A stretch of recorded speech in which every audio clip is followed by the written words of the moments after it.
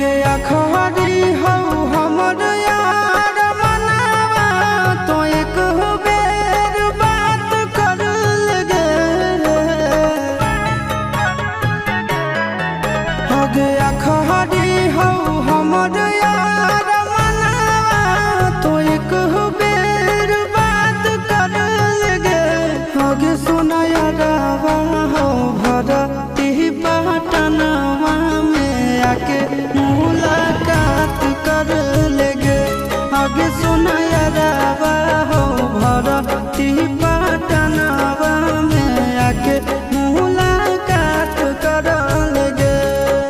आगे चली जाइबू छोड़ी के